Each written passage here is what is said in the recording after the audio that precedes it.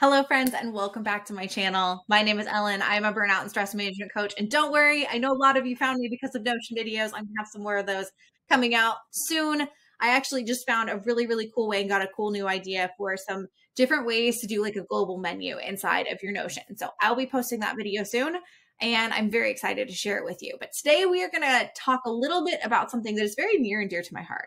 Something that I definitely experienced when I was in my 20s, kind of trying to figure out my career and some of the next moves in my career, and that is career shame. I am being a little bit lazy today with my YouTube video making. I'm just recording on my webcam. I didn't feel like setting things up. It's been a little bit of a crazy week, and sometimes when I'm feeling that, I consciously do things in a way that is easier.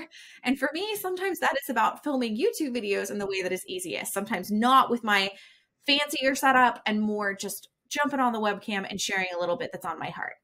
Today, I really want to talk about career shame.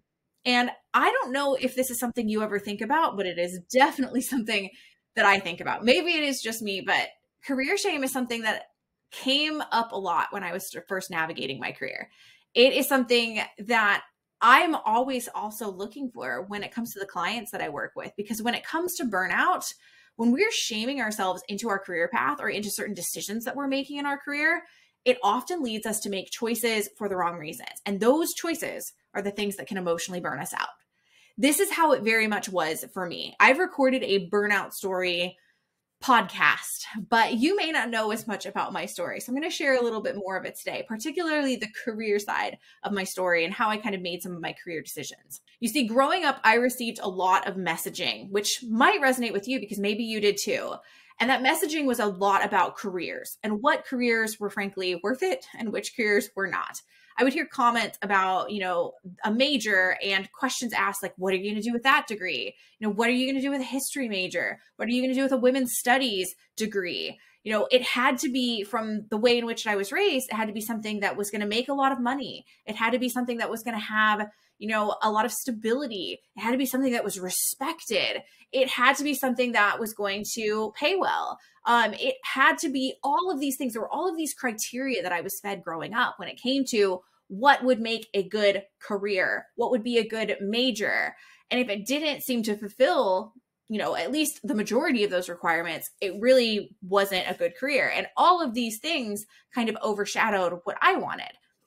But actually, even saying that, I don't feel like that's accurate to say, because I was so externally validated growing up. I wanted to please people. I wanted to receive praise for the things I was doing, for the decisions I was making. And I mean, you could say like, what kid doesn't? But I feel like I was externally validated to an extreme when I was a kid. And I think I was externally validated to such an extent that I had really no concept of what I wanted.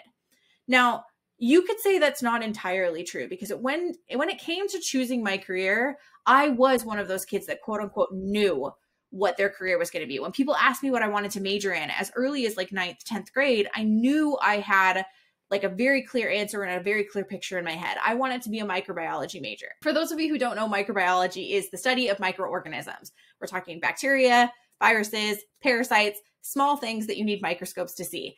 And I knew that I wanted that to be my major. And it wasn't a cop-out either. Ever since I took 9th grade biology, I loved science. I loved the fact that we dissected things. We watched these amazing movies about researchers and infectious diseases. I mean, I thought the movie Outbreak was the coolest movie I had ever seen. Has anybody seen that movie? If you have, drop it in the comments below. It's got like a whole bunch of people in it, like Dustin Hoffman's in it. Renee Russo's in it. I think that's the gal's name. Cuba Gooding Jr.'s in it. And it is a dramatic, ridiculous, completely inaccurate portrayal of an infectious disease kind of taking over the world. It's loosely based on Ebola, but I just thought that movie was the coolest. And I started reading more and more about microbiology, and it sounded amazing and fascinating and impactful. It sounded like all of these things I had been told I should want in a career, right? My mom actually would say something years later when I was in graduate school, and I realize now that what she said to me was happening back then. She said, "You're like your dad. You will stick with something come hell or high water just because you said you would." Abso-freaking-lutely. And at the time, she was saying that about me getting my PhD. But now, thinking back on it, it was true then as well. I had said that I wanted to go into microbiology, not really knowing what day-to-day that kind of work looked like, what it meant. And I kind of felt like in my gut that I had to stick with that no matter what. This is what I said I wanted to do, so I had to stick with it. So I went to college, I majored in microbiology, got my first lab job. I did research. I graduated. I got a job right out of college. I went to get my PhD. I was like taking these steps that everybody would have expected me to take and that I was supposed to take in this career. And I think there's another side of this that I really want to bring up when it comes to career shame, is the fact that I was good at doing research. How many of us make career decisions not because it's something that we want to do, but it's just something that we're good at. And it almost feels like a waste of talent to not do that thing. That is perhaps a more subtle form of career shame. You are shaming yourself for not using your talent, so you kind of force yourself to go along a path, perhaps not even consciously. And I feel like that's a little bit of what I was doing as well. But ultimately, my vision of my career didn't falter from the moment I was in 9th grade until I was about 25 years old. Like about a decade of my life, I was very, very stuck on this vision that I had for myself. And I think part of the driver for that was people always reacted so incredulously and optimistically to my declaration that I would be a microbiology major and a researcher. It frankly never occurred to me that that wouldn't be my story and that wouldn't be my path. It didn't occur to me until about 7 years later when I was staring down years more of my PhD program.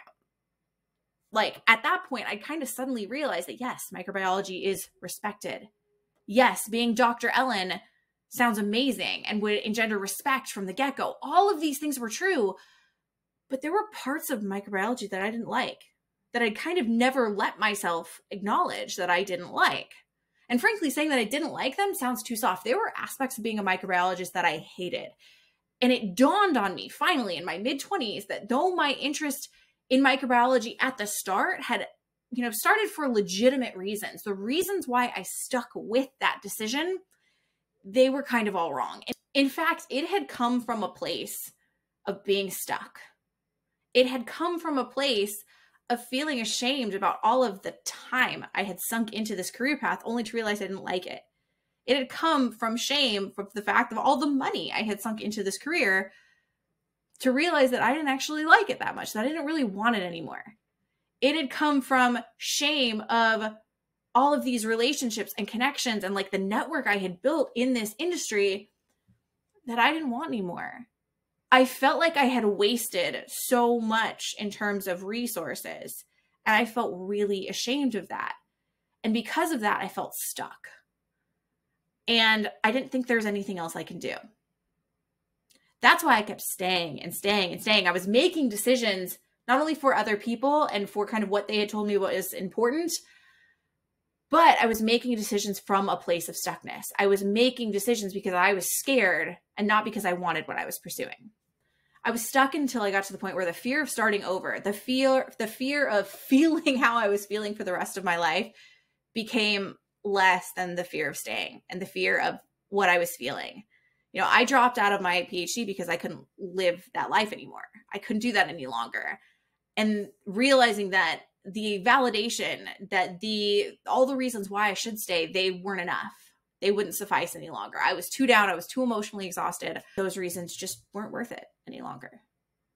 So I want to share with you some of the questions that I started to ask myself when I realized all of the negativity that was driving my decision, all the shame that was driving my decision to stay, as opposed to staying because I really wanted to. I started asking myself, like, why are you making the career decisions you're making? Are you making them for yourself or are you making them from someone else? That was one of the first questions I asked myself. I also asked, what are the shoulds that you're telling yourself when it comes to your career? Are you telling yourself how much you should work? Are you telling yourself how much you should be making? What your salary or your bonuses should be? Are you telling yourself where you quote unquote should be at in your career? If you know me at all, I hate the word should, because should is usually coming from a place of outside expectations. I call that a disempowering should. If you are telling yourself you should want something or have something because society or the people around you are telling you you should have it, but you don't actually care about it, that is a disempowering should, and we want to cut that shit out of our life. So are you saying, well, I should be at this place in my career? Are you telling yourself that you should have more stability in your career? That you should be doing something more respected in your career? That your career isn't flashy enough? Or what are the shoulds you're telling yourself? What is all of the outside societal crap that you are telling yourself about your career that is making you feel not good enough or making your career not feel good enough? How are you shaming yourself? Are you shaming yourself for changing your mind? Do you want to make a career pivot or complete industry shift in your career? Are you shaming yourself about the sunk costs like I was? Are you shaming yourself about the sunk time like I was? Are you shaming the relationships and the bridges you might burn? That is a very, very legitimate fear. It's one that I had that frankly didn't play out the way I thought it would. The only bridges that were burned in my career transition were bridges that frankly probably should have been burned anyway. What shame are you bringing into your career decisions? Because there's probably a lot, especially if you are in a place where you are dissatisfied with your career. These are so many of the questions I was asking myself, so many of the misconceptions I was putting onto myself that I needed to have awareness of so that I could correct. I realized that I was making decisions for all the wrong reasons. I was staying in my PhD out of some misplaced sense of integrity because I had said I should want this, so I felt like I had to stay. I felt like I should want to be Dr. Ellen so much more than I actually wanted to. But Dr. Ellen, as cool as it would be to have a PhD and be Dr. Ellen right now, it just wasn't worth it. I felt like I should be more established in my career in my late 20s, and leaving would throw away all that I'd done to establish myself in my career. I remember at one point, and I actually have this in the blog post I wrote when I left graduate school, I had said that there were 3 reasons why I was staying in my PhD. It was my income, because I got a stipend for doing the research. Dr. Ellen sounded really good, and my family was proud of me. But I hit a point where none of those reasons were good reasons to stay as low as I was feeling. Before I left grad school, I was telling myself that in my late 20s, I should be either years into my first job, slowly climbing the corporate ladder, or in an established graduate program getting like a doctorate. That was where I anticipated I should be in my late 20s. I was telling myself that if I wasn't making very much, which I wasn't at the time, it was okay as long as I was getting my degree. I thought, the more you worked, the more you loved your job. And in my mind, career stability was the utmost importance, and perhaps the only thing more important was to have a respected career. Those were beliefs that were driving my career decisions. Those were the kind of ways in which I was shaming where I was at in my career. But now I'm in a very, very different place. Now I know that starting over is scary AF because I've done it. But I also know that that's one of the best things you can do for yourself from the perspective of fulfillment and sanity if you are unhappy in your career. I no longer think that career pivots are a bad thing. I frankly think they're a necessity to meet yourself where you're at. I also absolutely appreciate the necessity of stability and a stable income. I know how important those things are to be able to live. I am single. If my income goes, I can't afford to live. I get that. But I also now appreciate side hustles, not only for filling your cup when it comes to how fulfilling you find your work, but also fulfilling your bank account. Now, saying that, I have no desire to be a workaholic, even for work that I really love. So it's a balancing act. I also know what it's like to make decisions for myself that the people I love don't get.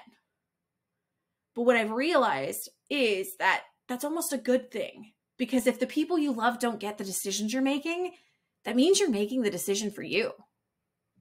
And that's the goal. When it all comes down to this, career shame is nasty. When we feel shame about something, it's more likely to emotionally burn us out. Career shame, shooting yourself, listening too much to others, it takes us out of alignment with our values and the things that make us us. That's why it emotionally burns us out. And that's never the goal. We all want to be ourselves and to feel like we can be ourselves. And that goes for our careers too. So in a nutshell, yeah, there's lots of things in life that are telling us what our career should look like. Our parents, our friends, society. But if we can shut down that shame for just a hot second and really get to the nitty-gritty of what we want, that is what it is all about. So this is what I wanted to share today. This is the topic I wanted to touch on and talk about. I hope this resonated with you. I hope you took something from this. And with that, Thank you so much for being here. Thank you so much for watching. If you're liking what you're seeing, go ahead and hit that like, subscribe button, drop a comment below. Let me know what you think. Let me know if this has showed up for you in your life. And I will see you next time. Bye, friends.